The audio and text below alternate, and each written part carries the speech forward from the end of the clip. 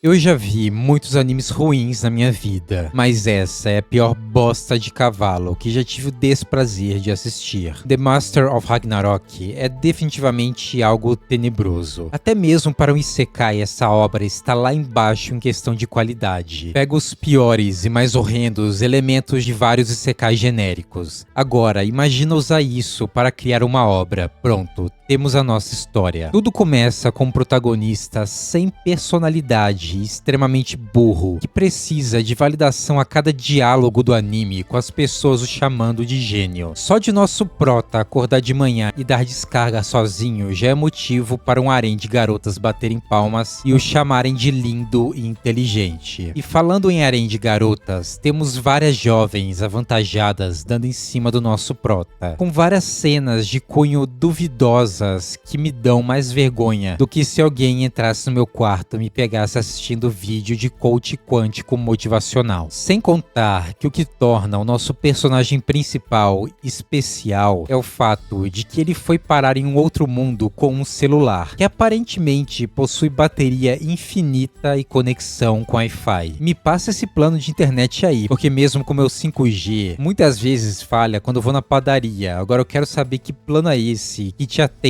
até mesmo em outro mundo. O cara em outro mundo ainda consegue pegar sinal de internet.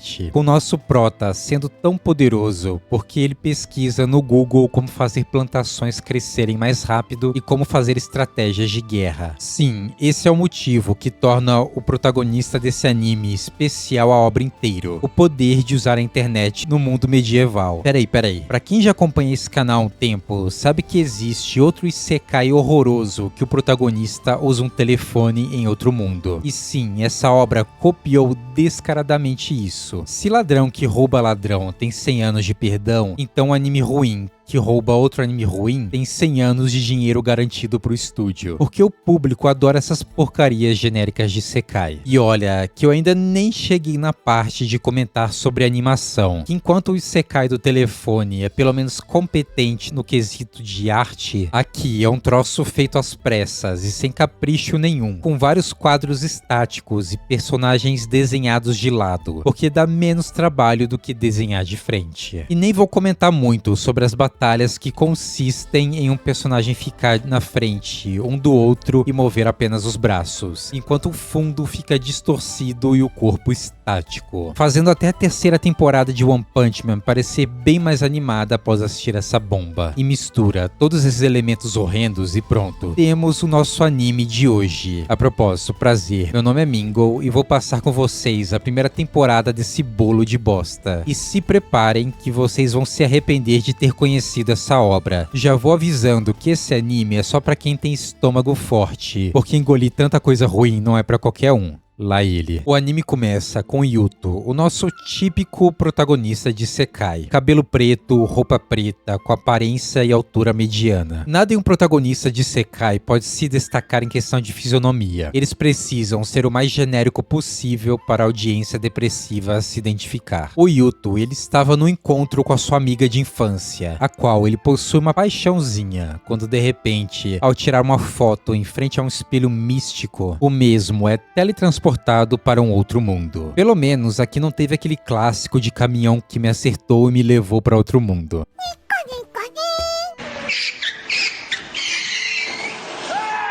Agora, 2 anos no futuro, o Yuto se tornou o monarca daquele reino. Usando o poder da tecnologia e um Wi-Fi que pega até no mundo paralelo, ele conseguiu subir nos ranks e se tornou o novo líder de um dos maiores reinos daquele mundo. Ao passo que, mesmo diante de uma garota avantajada, desnuda na sua frente tomando banho, o nosso prota não sai do celular e ignora a garota com poucas roupas, porque ele é Sigma. Para esse protagonista, ficar no Twitter é mais importante do que dar atenção ao seu harém. A propósito, foi assim que o Yuto conseguiu crescer nos ranks e se tornou o novo rei daquelas terras, olhando no celular táticas de guerra e fazendo estratégias nunca vistas nesse mundo antes. Basicamente, ele abre o ChatGPT e digita: chat, eu estou no meio da batalha, o exército inimigo está fazendo tal coisa, como posso reagir às posições do exército inimigo? E aí o ChatGPT responde com as soluções mais básicas possíveis. E mesmo assim o o Yuto ganha as batalhas, porque nesse mundo todo mundo é um bando de idiotas, e fazendo só o básico do básico, todos o chamam de gênio. Como por exemplo, a grande estratégia de trazer o soldado inimigo mais forte para uma armadilha, e todos acharem isso incrível. Nossa Yuto, como você é inteligente, como nunca pensamos antes em separar o inimigo mais forte do seu exército e o atacar em grupo. Você é um prodígio, vire o nosso rei agora, nunca pensamos em fazer isso antes. Mas não podemos esquecer também da segunda estratégia mais utilizada pelo Yuto no campo de batalha, que consiste em jogar o seu harém de guerreiras avantajadas como se fossem pokémons, as mandando atacar qualquer coisa pela frente. Harém que inclusive é composto pela garota forte genérica, garota loira siliconada também genérica, princesa certinha genérica, irmã gêmeas genéricas, inventora nerd genérica. Parece que qualquer interesse amoroso desse anime foi feito com base em arquétipos superficiais. Nenhum personagem desperta um mínimo de interesse ao telespectador ao longo da obra, com todos sendo extremamente profundos, igual a grossura de uma folha de papelão, com o pior personagem de todos sendo a amiga de infância do Yuto, que todo dia, no final da noite, ela faz uma ligação interdimensional para o nosso protagonista e pergunta como ele está, para o mesmo responder que está tudo bem no novo mundo e que ele agora enfrenta caras maus todo dia, que ele é a justiça. Com a sua amiga de infância sempre retrucando com uma voz sem sal e tímida: mas você precisa se cuidar, agora eu vou desligar o telefone, tchau. E pode se preparar que durante a temporada inteira desse anime, esse diálogo se repete em cada episódio. O nosso protagonista recebe a sua ligação da sua antiga amiga de infância, ela pergunta como ele tá, ele fala que tá enfrentando caras maus e ela fala que ele precisa se cuidar e pronto. Essa é a sua grande participação ao longo da obra. Tudo isso para dar uma desculpa do porquê o Yuto, no auge da sua testosterona, não está se relacionando com ninguém do seu harém. Porque ele ainda está apaixonado pela sua amiga de infância, que faz 2 anos que eles nunca mais se viram e ambos nunca confessaram seus sentimentos ou oficializaram alguma coisa. O que não faz o menor sentido. Imagina que você era apaixonadinho por uma amiga sua. Nunca tiveram nada, nunca disseram antes que gostavam um do outro, nada além de amizade. Até que um dia você muda de país. Você vai fazer um intercâmbio na Rússia, por exemplo, e a sua skin exótica de brasileiro faz sucesso nesse novo país. As mulheres correm atrás de você como se fosse o último gole de vodka russa do inverno. Mas você não vai se relacionar com nenhuma dessas mulheres, porque você ainda está apaixonado pela sua amiga de infância, que te manda memes no WhatsApp todos os dias. É basicamente essa a lógica do anime. O protagonista não se relaciona com ninguém do harém porque ele ainda está apaixonado pela sua amiga de infância, que ele não vê há 2 anos e de vez em quando conversam pelo telefone. É basicamente essa a lógica do anime.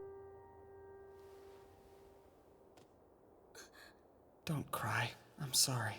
E falando em mulheres e harém, todas as personagens femininas dessa obra têm um design focado puramente em fanservice. Não existe uma personagem feminina que apareça no anime que não seja bonita e que não ache, por nenhum motivo aparente, o Yuto o homem mais interessante do mundo. Todas as mulheres que o veem por 5 minutos querem se casar com ele, sem nenhum motivo intrínseco, porque a sua personalidade consiste em o tempo todo se fingir de humilde para receber mais elogios, massageando então o seu ego carente. Sem contar como o Yuto é impiedoso com todos os seus inimigos, a menos é claro que eles sejam do sexo feminino. O protagonista só se importa em salvar mulheres. Se for algum homem escravizado ou em perigo, ele joga de lado, ao ponto de que o nosso personagem principal trata suas tropas apenas como se elas fossem dispensáveis. Ele as sacrifica, as joga em cima do inimigo, manda os soldados darem a vida pelas suas ordens, enquanto ele fica apenas distante com seu cavalo observando tudo, igual um covarde. Com o ápice do anime sendo o Yuto ao ser encurralado pelo general inimigo no final da primeira temporada, ele faz um discurso dizendo para os guerreiros do seu reino acreditarem nele e se sacrificarem com as suas vidas pelo bem maior. Com os soldados lembrando como o Yuto melhorou a qualidade de vida do povo, que agora eles têm comida na mesa, as crianças vão para a escola, porém a escravidão continua sendo liberada. Sim, o nosso prota, ele finge ser bonzinho a todo momento, mas não aboliu a escravidão mesmo sendo rei. Pelo contrário, quando ele vê um comerciante vendendo 2 escravas, ele ainda ajuda esse tipo de economia e as compra. Young? So Do I have any takers? Right here. Todas as garotas do seu harém dizendo como ele é benevolente e de bom coração, pois livrou 2 escravas de uma vida de servidão. Só que não citam o fato de que ele comprou a mãe e a filha e as forçou a trabalharem para ele no palácio. Mas lembrem-se, ele só compra escravos do gênero feminino, porque se for do masculino, que se lasquem. Os personagens masculinos nesse anime servem apenas para elevarem o ego do Yuto, ao passo que ele grita com eles e os xinga a todo momento para mostrar como ele é um governante e líder poderoso. Mas vamos nos atentar que ele apenas grita e faz bullying com personagens masculinos idosos, porque não se pode ter homens jovens que talvez sejam potenciais rivais para um protagonista que o público se projeta na imagem. Todos os personagens masculinos que cercam o Yuto ou são idosos para serem xingados ou são idosos que vão dar um conselho genérico e reforçar que o mesmo é incrível. O Yuto, ele é aquele típico chefe de empresa que só gosta de ouvir funcionário puxa-saco. Se alguém discorda dele, é demitido na hora. Enquanto os vilões seguem o arquétipo do bastardo genérico forte número 1 e bastardo genérico forte número 2 e mais jovem. E por algum motivo, não importa o quão forte e talentoso seja o vilão, só pode se juntar ao grupo do Yuta se for uma mulher. E esses vilões, inclusive, nunca apresentam uma real ameaça ao grupo do protagonista, porque o nosso prota possui o poder da tecnologia ao seu lado, com ele pesquisando táticas de batalha no Google. E no final da primeira temporada do anime, querendo mostrar como o Yuto amadureceu bastante, na batalha final ele não usa o celular, dizendo que não precisa mais de tecnologia, e vence o general inimigo com o poder do coração, e uma estratégia genérica que só um idiota cairia. Mas, como nesse mundo, nesse anime só existem idiotas, eles acabam caindo. Só que essa batalha final, ela não acaba, não antes de contemplarmos as belíssimas lutas desse anime, que consiste em um guerreiro montado a cavalo parar na frente de outro guerreiro montado a cavalo e começarem a movimentar apenas os braços. Sem contar os momentos que viram apresentações de PowerPoint, com imagens estáticas na tela, movimentando apenas o plano de fundo para dar uma sensação de velocidade. E antes de cada batalha, temos também uma conversa de rivalidade entre o Yuto e o seu novo oponente, com o nosso prota xingando os vilões, usando ofensas tão bobas que parecem feitas por alguém de 13 anos. Mas o anime tenta forçar que esses xingamentos, essas trocas de elogios, são frases extremamente inteligentes e sarcásticas. Isso, inclusive, é um dos maiores problemas desse anime pra mim. O fato de que ele se leva a sério demais. Nem mesmo o Isekai do telefone, que eu já citei aqui no canal antes, como uma obra horrorosa, ela se leva tão a sério. A impressão que eu tive vendo esse anime é que ele é um grande Gossip Girls, mas com harém.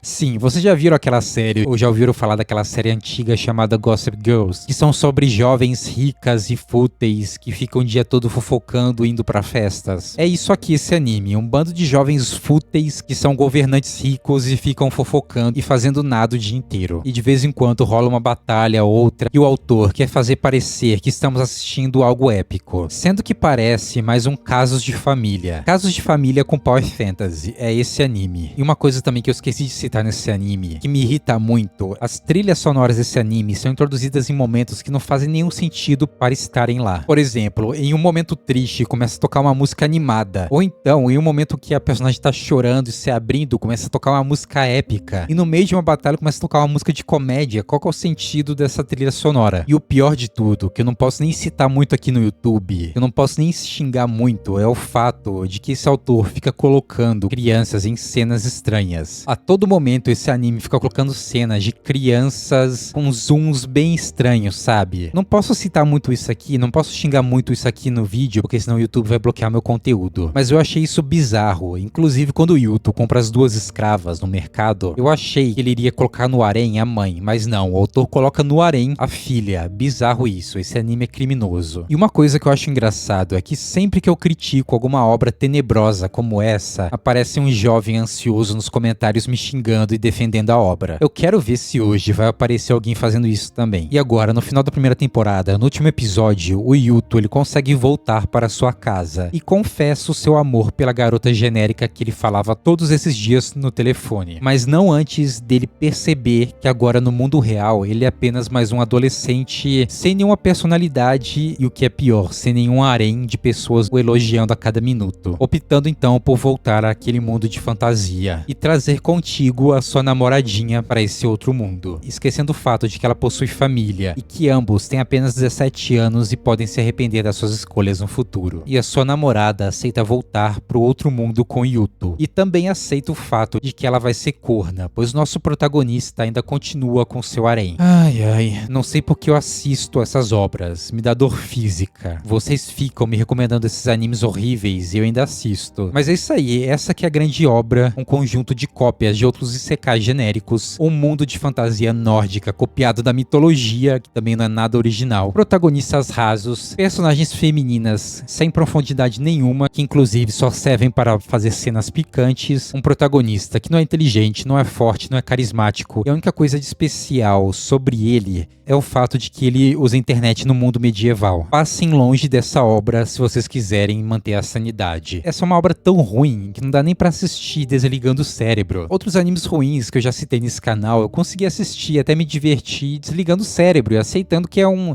isekai genérico de harém. Mas essa obra não dá nem pra fazer isso porque ela se leva muito a sério. Mas é isso, né? Eu sou o Mingle, eu quero agradecer aos membros desse canal. Vocês são fodas, muito obrigado pelo apoio e por me ajudarem na minha jornada de assistir animes horríveis. Matheus Seibert, Ryuzaki Yu, Lucas Davi, Davidson Neves, obrigado pelo apoio. E como eu sempre digo no final dos vídeos, eu espero que você seja feliz. De verdade, muito feliz. Valeu, falou, e tchau. Fui!